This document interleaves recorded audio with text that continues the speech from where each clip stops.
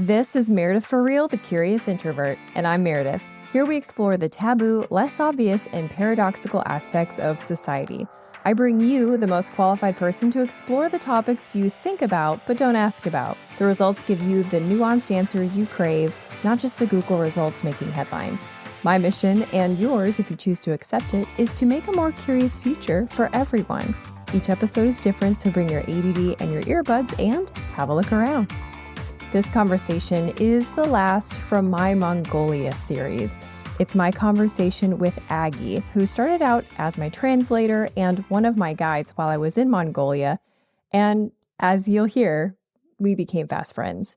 Over the week that I spent with her, I learned that she spent time as an exchange student in Seattle, served as the CEO to a leather company, worked at Cosmopolitan Mongolia, Burberry, Hugo Boss, and now runs a music label, along with working for Meanwhile in Mongolia, the tour company that hosted me. I felt her deep respect for the traditional overlapping in such interesting ways with her role as a tour guide for what the future holds for growing tourism in Mongolia. And there's so much gold in this conversation for you to mine.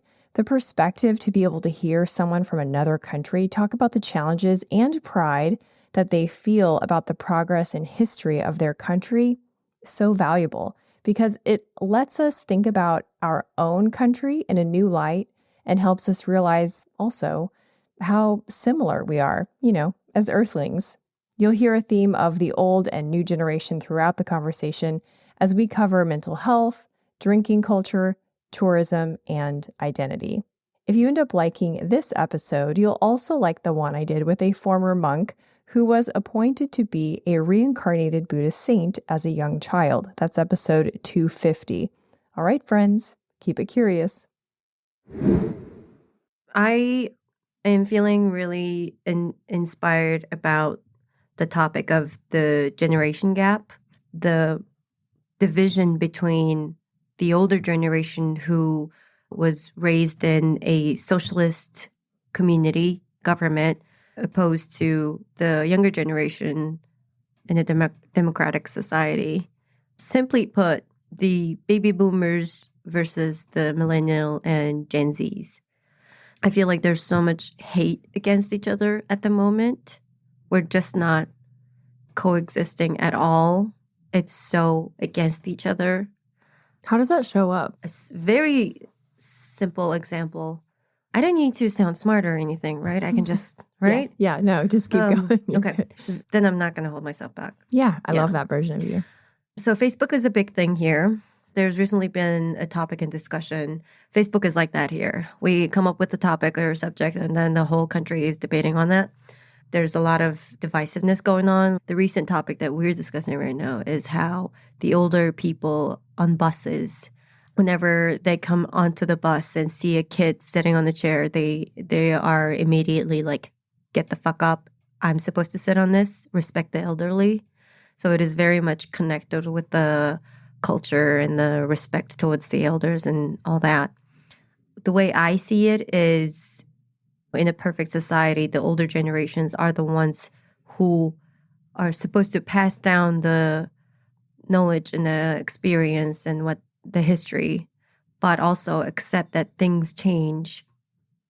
Every generation is different. New times are coming, technology, the internet.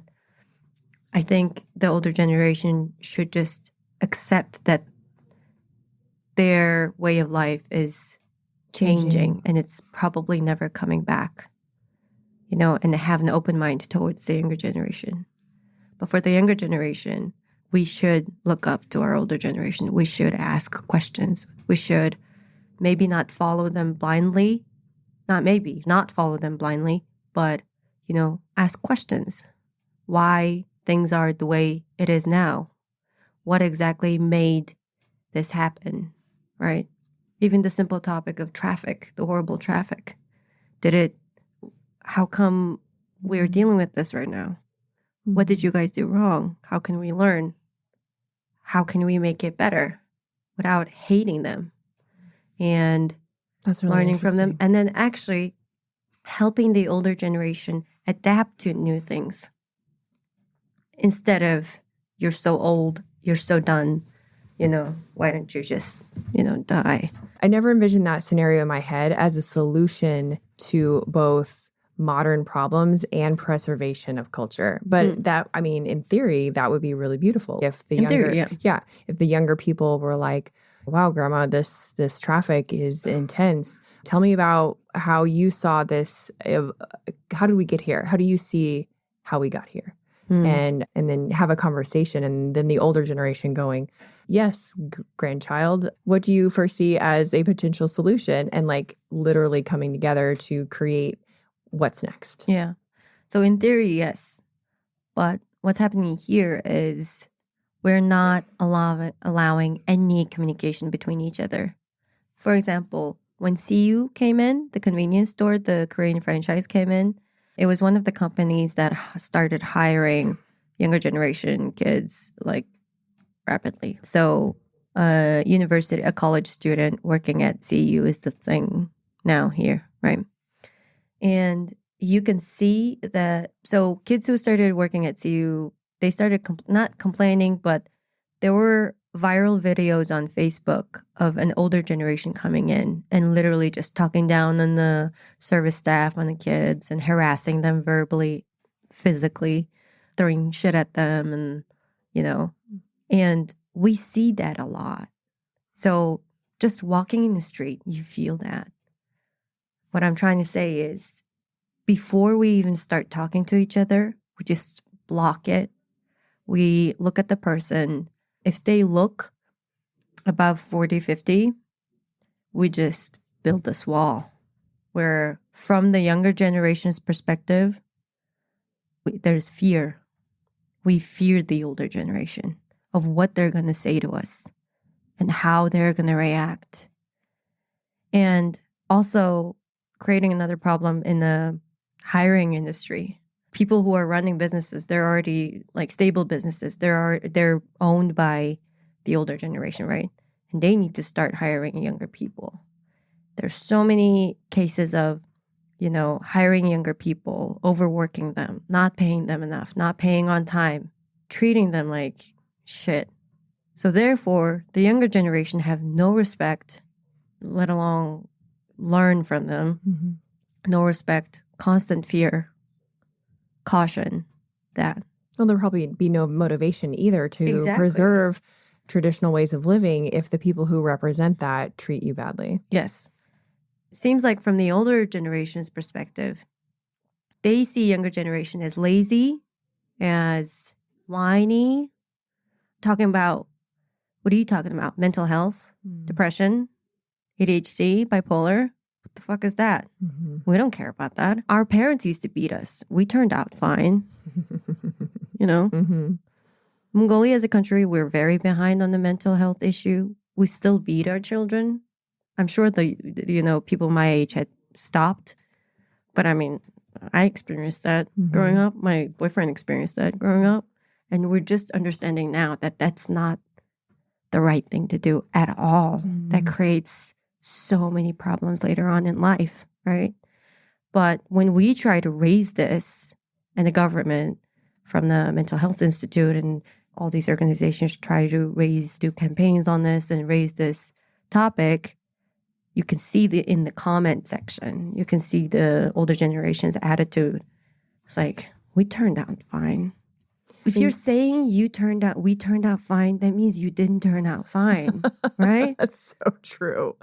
Oh, that's so true. And this is such a dangerous setup for whatever's next, potentially, because you've got a whole generation, a new generation that feels so bitter towards how their parents raised them, that, physical abuse. And then now you're talking about current abuses in the street.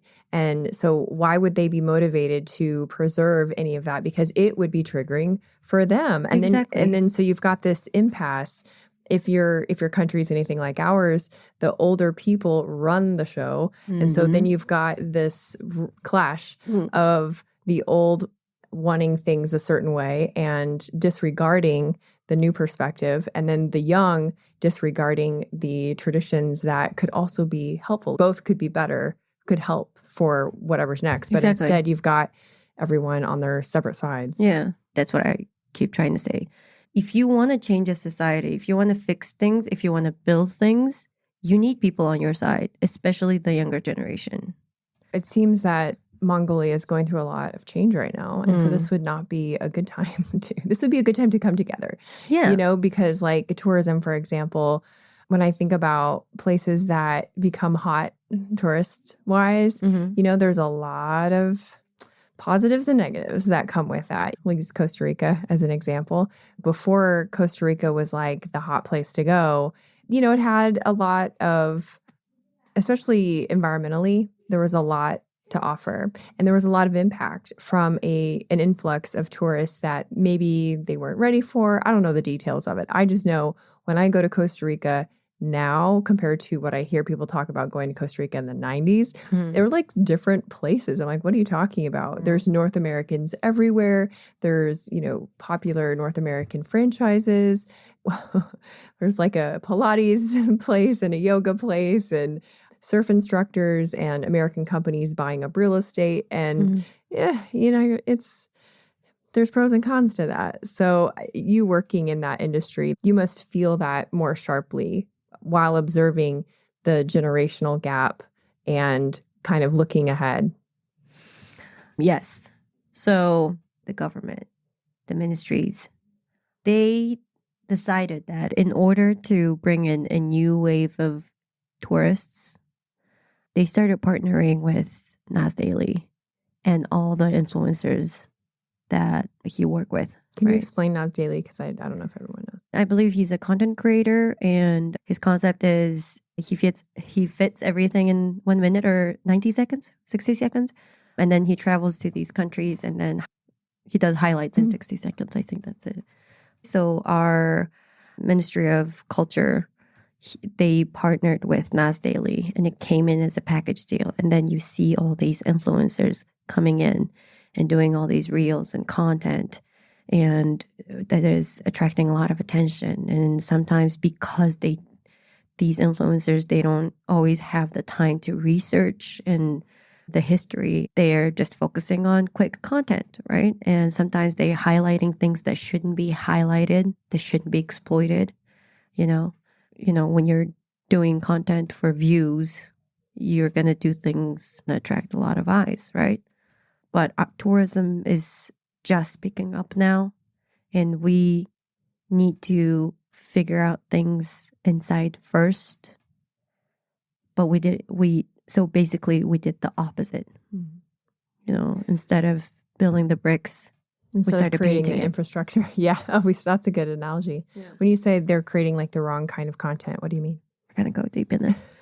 So Nas Daily recently, he did 2 reels that really pissed me off. One was he did one reel on the honorary mother medal thing. And the second was how men here, they eat a lot.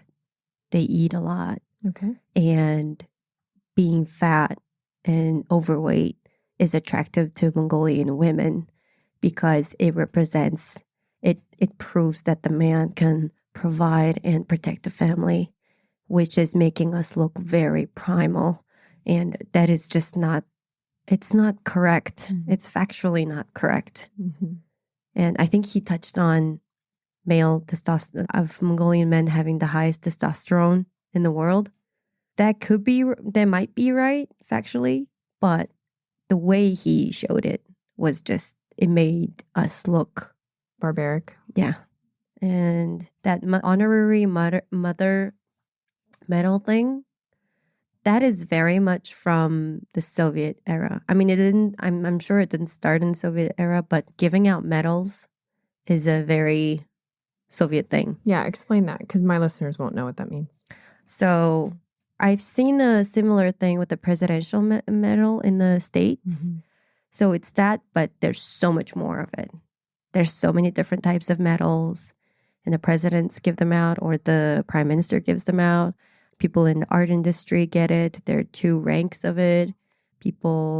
Engineers get it. And I mean, it's great to appreciate people for what they do, right? But when that medal is not, it doesn't represent, when it doesn't represent appreciation and respect, why are you giving them out for? Oh, so let's explain the mother thing specifically. Yes. So it's for how many children? So there are 2 medals for honorary mothers. If you have 4 children, that's the second rank. If you have 5 and above, that's the first rank. That started in order to increase the population growth back in the 1990s. I might have to check, but I think it started before the 2000s. Mm-hmm. Our population is growing rapidly. By 1950, it was only 500,000 people. Now there's 3.2 of us, That's 3.2 million of us. That's right? such a boom. Yeah. So that worked back then. Appreciating mothers and giving out medals. I think it comes with a cash sum. I don't want to say prize, but like you heard about it and you were surprised, right? Yeah. It's such a weird concept. Well, yeah, Isn't it? it's because it's a medal. Like that part is unusual. Like in the US, there are social services for struggling mothers, and that started after the war, but we don't have like national recognition for people who give birth. So exactly. That's what we talked about the other day too, Yeah. right? There's no support system for struggling mothers. There's no support system for single mothers. There's no support system for female, working mothers, let's say. There's no infrastructure on adoption. You're giving out medals to women who are giving multiple births, bringing children into this society, but you don't have any infrastructure or whatsoever, a support system after the children is born, neither for the mom, neither for the baby. And that's interesting because you were just saying that about tourism. It's like kind of the same outlook. You called it painting the bricks before we make a thing out of the bricks. Yeah. It sounds like it's the same sort of order of operations. Yes. Let's just get as much as we can and then figure out the infrastructure later. So going back to Naz Daily, what did he say about the medals for the mothers, particularly, that you felt was wrong?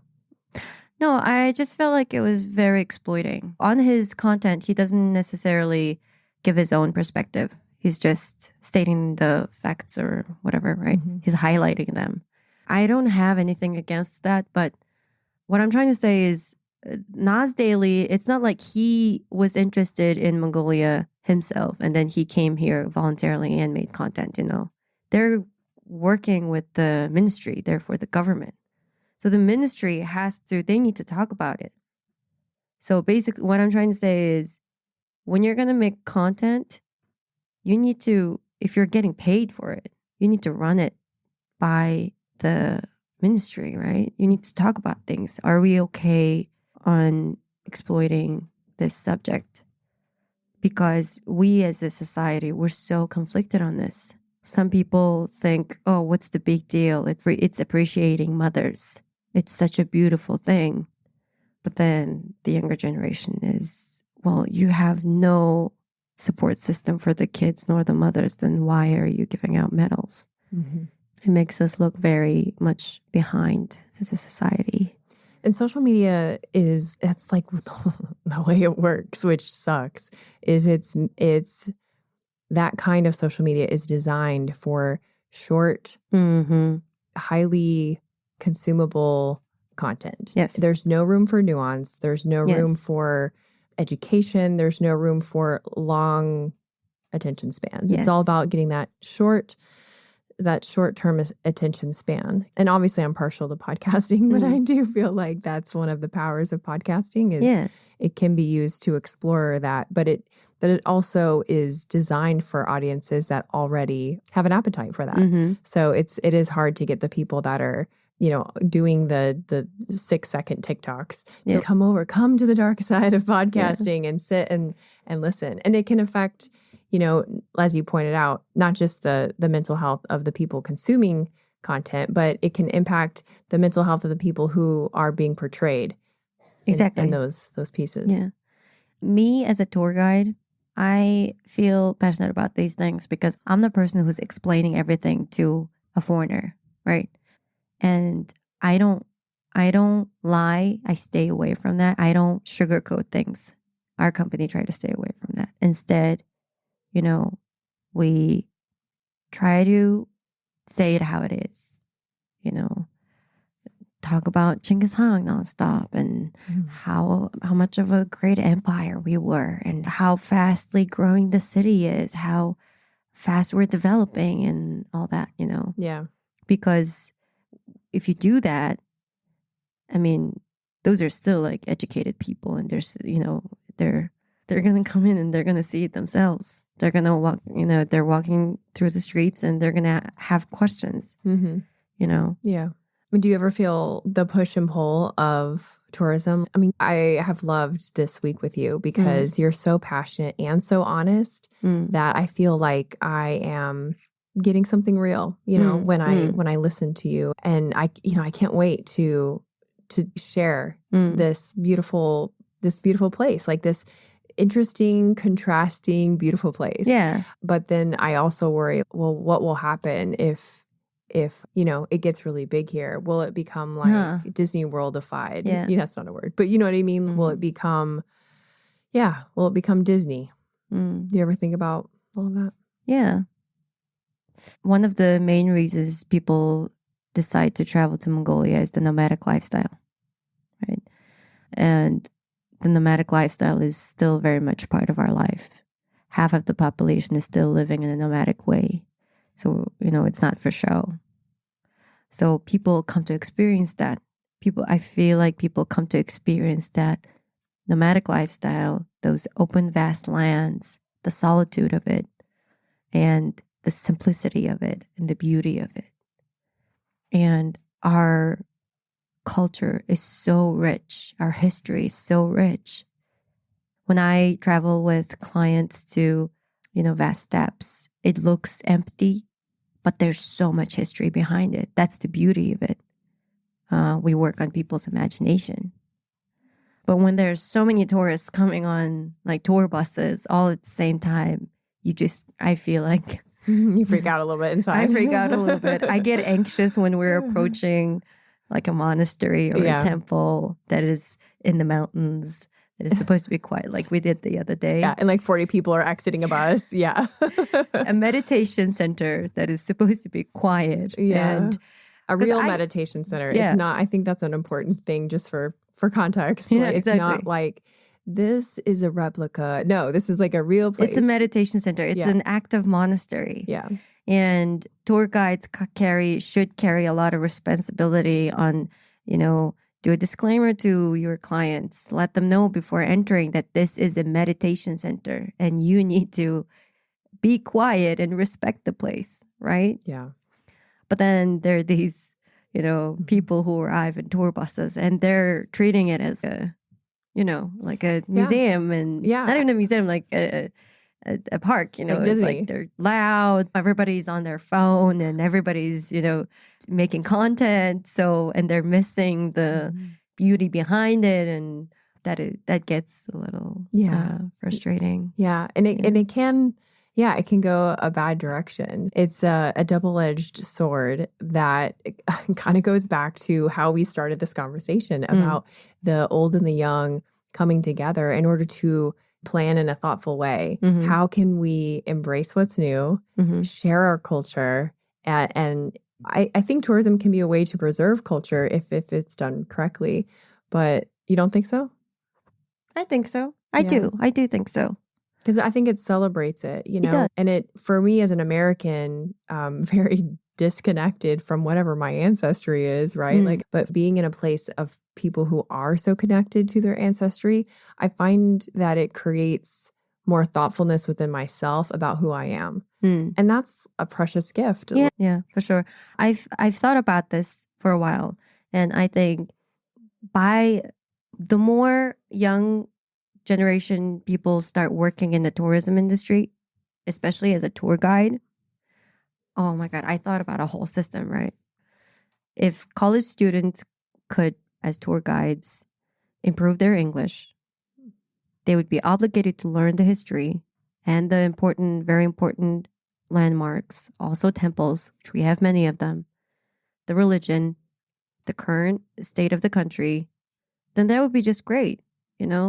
People would look, the younger generations would look back into our history, because now when you talk to younger people, their knowledge on history is very low. But tour guiding could be a very good opportunity for people to learn about the history. It's brilliant. Yeah. And when I'm traveling with clients, I always shift my perspective in order to feel what they must be feeling, to see it as what they must be seeing. So that's a very good shift in my head. And I look at things that I've been looking at hundreds of times, and I try to look at it from a different perspective. And I see, that's a very different angle. That's very new. Maybe if we did this could improve. So it opens up a whole new perspective. That could be a really good connection between younger generation and history and through tourism. I love that. I feel like every time you and I talk, we got an idea. We're going to take over the world. Yeah. And we just met on Monday, boys and girls. Yes. That's awesome. I love that idea. Yeah. You could create like a place where the young people, in order to have this nice little source of income, would have to listen to the older generation to maybe teach, and then the older generation would have to be nice to the younger generation. And then the older generation would be witness to the younger generation learning and appreciating. You know how you can see the click in people's eyes? Yes. And it could be like a peacemaking. Exactly. Yes, exactly. Because I didn't know much about history before becoming a tour guide. And I've learned about the history of the current older generation, right? And I started feeling so much love towards them. And I started understanding why they are the way they are. Things have been hard for them. Things have been so different for them. They actually have been through a lot.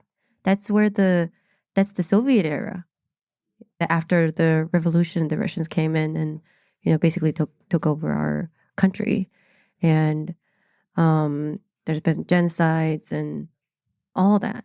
So the older generation have definitely been through a lot. And if the younger generation learn more about that, then we will start understanding why they are the way they are.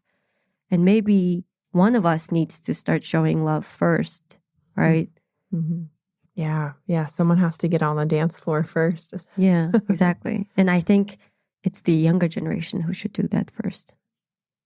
Because let's face it, the older generation, they're stuck in their ways, They just need a little bit of appreciation and respect and love. Yeah, I mean, there's mutual benefit there. Going back to the mental health part of it too, there could be healing on both sides. Yeah.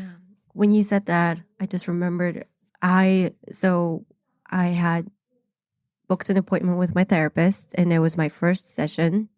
I was waiting in the waiting room, and before me, they were just coming out. Before me, there was this man, and he looked like he was in his 40s, and he had an appointment with the therapist with his dad. Wow. Who looked like in his 80s. And he's wearing his dil and the Mongol shoes, which is, he's clearly from the countryside. He still lives in the countryside. And they're coming out of an appointment with a therapist. Wow. And I was like, wow. And I was sold. I didn't change therapists. You're like, just book the next 2 years out, please and thank you. Yeah. I'll be and here. My husband is going to her now. That's amazing. That's so amazing. That was so eye-opening. Yeah, because if she can navigate whatever issues the two of them have, then you're like, oh, my life will be simple. Exactly. Because therapy is a fairly new thing here. Like how new? Like I'm even one of the few people among my friends who go to a therapist. Really? Yes, it's a very new thing. Very much new thing. Booking and demand is so high that all the good therapists, they're booked out for 2 months ahead. And which is raising another concern of, quality therapy sessions and quality. Oh yeah. Oh yeah. Anytime there's high demand, you're going to have a quality issue. But when you have a more discerning public, because the conversation is more allowed and less taboo, then people can exchange notes. And on a very grassroots level, you can control the quality by the conversation that you're having publicly. Yes, exactly. With that, I mean, I don't feel like we can talk about mental health without talking about substance abuse and alcoholism and sobriety. In the US, we're seeing a big trend towards sober living. Like people, like there's podcasts about it, there's YouTube channels about it. In practical daily life, I'm not seeing a lot of options because sometimes I want the ritual of drinking, but I'm like, this is just going to make me tired. From a utility perspective, I would like to be awake for this conversation. So, and I'm like, so you have any non-alcoholic drinks? And there still aren't many other than, would you like a Coke? Yes. So what's the scene here with the old attitudes to alcohol versus the newer ways to alcohol? The old way of alcohol is very much Russian style. So the older generation people, they drink bottles and bottles of vodka in one sitting. In order to talk business, in order to get intimate someone, there's always been alcohol involved. It's heavy drinking. And there is a national issue of us losing people to alcohol constantly. And it's still happening. I hear, my husband's friend's friend, a person he knew, recently just went to sleep and never woken up because of alcohol, because of liver damage, alcohol poisoning. And it's still going on among 30-year-old people. Wow, 30? Yes. So people in early 30s, they have these heart issues, liver damage, alcohol poisoning. Like alcohol ruins everything inside you. Yeah, it's poison. And it's poison. Yeah. So that's the old way of drinking, which is still going on. But then again, the younger generation, the people who are, a person who's turning 21 was born in 2002. Let's start with that. I was fine until you just said that. Now I'm going to have to go drink. No, I'm just kidding. It's mind blowing. It's mind blowing. So I graduated high school in 2001. So the newer generation, it's changing. Oh my God. There's no like slowly adapting to a new thing. It's bam, new generation. They come up with a totally different style and totally different design of things, right? So now you see these younger generation kids who just consume alcohol in the right way. They're having a drink or two just to, have fun and maybe loosen up a little. And they're more interested in what band there's playing, what the design of the music concert is, and who's there, and is the music good, and they're so aware, and they're such responsible drinkers. And where the older generations, because as a society, as a culture, we're so passive, we don't share a lot of, which is another reason of the mental health aspect. So we don't share things with each other. We don't talk about our emotions. We're very stoic people as a culture. So alcohol is the only tool to loosen up and really talk to someone, or release emotions, get angry with someone, let them know that they got disappointed 10 years ago by them, that they felt something 5 years ago and they just kept it inside and it bottled up and it comes out with a bottle of vodka, So that's been changing. What about the role of alcohol in identity? Because you shared something with me the other day, and I'd love for you to share it again if you're okay with that, about the traditional sussing out the potential husband ritual, like where the father-in-law talks with the fiance's best friend and they drink a lot. Yeah. And when you told me that story, I'll have you tell it again if that's okay, just to provide context. But when you told me that story, the first thing I thought of was like, oh wow, that's like a sign of manhood. Yeah. And then that makes me think of identity and how confusing it would feel to the thing that allows you to have an identity is killing you, and how that would be so, like, you'd feel lost without it. Yeah. That story is a custom of, not all Mongolians do that. We still have different tribes within the country. And also at the same time, different people from different provinces, they have their own customs that have been passed on generations before them. There's a custom in, I think, a Western area. If a man wants to marry a woman, he needs to ask her hand in marriage from the dad, which is like that around the world. And they do a whole ceremony.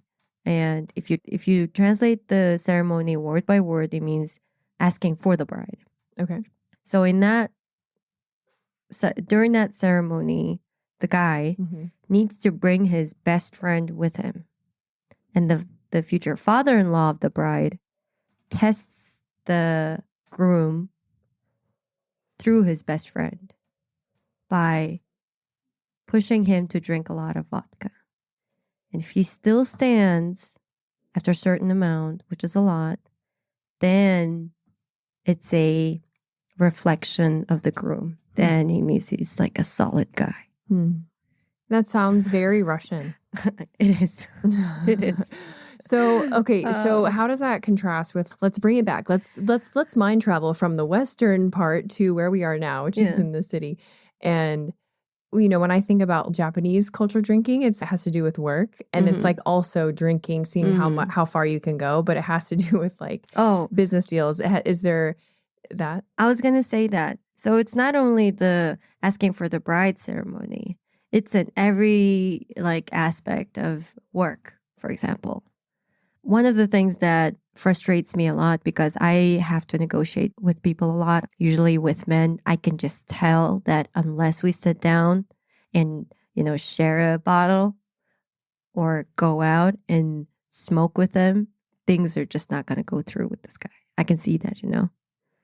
And sometimes I kind of envy my husband, because in the music industry, most of the people who are leading are men. And then, you know, it's like simple enough to share a drink with them, and then things would slide. Oh, so you have to prove yourself more because you're a woman and drink more? No, it's the drinking thing. It's not because of the gender. It's just the drinking thing. And because you'd prefer not to drink? I don't anymore. I did have a drinking problem. That's why I was asking you about starting a podcast about sobriety. You know, I haven't had a drink in a while, and I'm trying to moderate it. I'm trying to quit altogether if it's even possible. But just like you started this topic, it's so difficult because I can see how I'm being distanced from my friends. And in order to have a meaningful conversation, it always has to be through drinking. You know, you can't. So it's like relearning social skills all over again for you. Probably. To have someone open up. Yeah. You know? And then the business impact. Yeah. Yeah. So how does that affect young people coming up who reject this style of drinking but want to do well in business? Hey, Curiositors, just a quick pause to show gratitude to our sponsors and give you some special deals. This episode is also brought to you by Insect Pest Control. I love that Insect not only cares about happy customers, but they also care about the community. They founded the TREAD Mosquito Program. TREAD stands for Tire Removal Education, Alteration, and Disposal. This program works with other pest control entities and municipalities to remove what they call mosquito condos, discarded tires. This is yet another reason I've been a customer of theirs for so long. If you're in the Florida Panhandle or the Gulf Coast of Alabama and want quality pest control with guaranteed results, give Insect a call, ensec.net. If you like this show, which I'm assuming you do because we're here, I can tell you with confidence that you'll also love The Jordan Harbinger Show. He weaves thoughtful questions in as his guests share seriously incredible stories. I just listened to episode 1018, where guest Phil Elmwood talks about his career as a PR operative for a laundry list of shady government figures.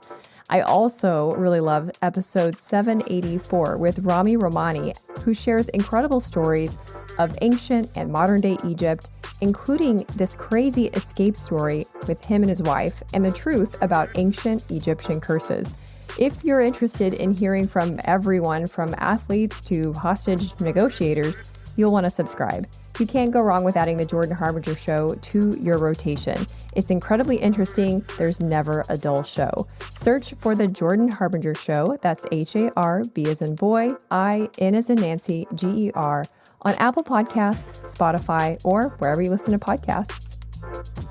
This episode is supported by the UWF Historic Trust. You may not realize this, but I record the show in an exhibit in the Pensacola Museum of History. It's called Trader John's. It's a permanent exhibit set up to look like a historic bar from downtown Pensacola. If you are planning a holiday get-together in the Pensacola area and want a unique space to hold it in, have it here, where there's an interesting array of local memorabilia to look at. There's 2 booths, several cocktail tables and chairs, and even the actual bar from the original location. You can learn more at historicpensacola.org. Now back to the show. Remember to stay till the end where I give you a sneak peek of next week's episode. I think some are caving in, and I think some just, try to play by the book and fail or actually become alcoholics, which I've seen happen a lot among my friends who run a business. So I think I wanted to start a podcast or something to support the community who were trying to become, moderate drinkers or sober, or just start thinking about these things in a healthy way. Well, like thinking about carving out time to think about them. Yeah. Because in a place like this, like it's busy, the city is bustling, and you just can't, I think it's just the nature of going out culture, going out-ness is like you suddenly find yourself at a bar with your friends because someone else was picking the place, and then you're there, and then they ordered shots and now we're doing that. And there's not a lot of intentionality of going, what do I think about this? What's my plan? How do I feel? Connecting the consequence with the action and going, is that what I want? Not how it works. Yeah. There's a lot of peer pressure. Yeah. There's always 1 or 2 people in the group who are like pushing everybody to drink, and everybody else just giving. Yeah. So a podcast is a let me tell you, I was the person who ordered the shots. Having gone shopping with you. Oh my God. Okay. This checks out. Am I not the best person to shop with? You're the best, worst person to shop with. Yeah. No, a podcast is a great idea, though. It's cathartic. You can say what you want to say. It's therapeutic because it causes you to think about what you think about. And it's a great way to connect with others. Even if you never do a single interview, you can create a community of people who are trying to do the same thing you're doing. Yeah. So please start one and then we can compare notes. It'll be good. It was so interesting to see how your brain is, the wheels are turning and you can actually hear it. Because, we went to the countryside yesterday and I can see how you're taking it all in and potentially turn. I mean, you're in Mongolia doing a podcast. How badass is that? Talk about being resourceful, right? Well, it's crazy. We have our mutual friend Brianna to thank for that. Yes, so she's amazing. Because I'm not resourceful in this trip. I'm only responsive. So I'm only taking advantage of the opportunities that were given to me and saying, yes, please, I will do that. But it's been so enriching. I only ever saw things on Instagram, going back to social media, of people with the eagle on their arm and the countryside, which is amazing. But seeing the city and like you and Brianna showing us the treasures and the people. It's not just like the stuff. It's not just I'm going to yoga class. It's like meeting the teacher who did the sound meditation and her doing the tea ceremony with us and explaining how she uses her mouth harp to channel her ancestors. Like It's that sort of stuff. Yeah. It's the less obvious stuff. It's like unlocking the bonus level of a video game where, anyone can play the video game. Anyone can travel to a country, buy a plane ticket. But when you are able to connect in that way, it unlocks another experience. And you don't have to travel to do that. But I think Mongolia is a special place because it's very normal for a place to be busy, suburban, or a metropolis. But it's special for it to also be so traditional. And I think that's what's unique about this place, one of the many things. Yeah, Bree and I, we don't want our clients, our travelers to only see the touristy things that are so curated and so filtered out. We want to show our clients the real deal, all the unique and cool places that you never expect to see in Mongolia. That's why I take this job very seriously. And I go out of my way to, provide for my clients and not provide, but, help them have the best experience here. And it's such a rewarding job. There are so many beautiful stories I hear from people. Another reason why I do this job is because if I decide to travel to those countries where they come from, they would be like, come stay in my place. Oh, yeah. You got a home in Pensacola, Florida, obviously. You're going to regret saying that. And I know you're going to regret it because I'll be like, this seashell is called this. I will give you every nerdy nature fact and you will be like, get this woman away from me. And then my husband will give you all of the Civil War information. It's so funny how I don't think people think about tourism in the light of history or tradition or ancestry. But really, you can't have tourism without it. Exactly. And we have so much of that. Yeah. The look on people's faces when they start realizing our culture and our history and, the diversity and all that, it's so rewarding. It really is. Yeah. And you see people are literally changing their perspective on Mongolia completely. I appreciate you doing this podcast with me. Thank you for inviting me. This is my first podcast ever. Yeah, you're killing it. Do you have any final thoughts before we log off? Not so much as final thoughts. I'm grateful for the experience that we had. And I'm kind of blocking the thought of you and the other girls leaving because it's, sad. It's very sad. I feel like it's only been 2 days with you guys. But also at the same time, it feels like we've been friends who got together in Mongolia for a girls' trip, right? It totally feels that way. Yeah, the bond is like crazy. We've set the bar. Yeah, exactly. But not only has it been good, it's been good for everyone. It's been like fun. It's been more than good. Yeah. Yeah. So shout out to Meanwhile in Mongolia. Yeah.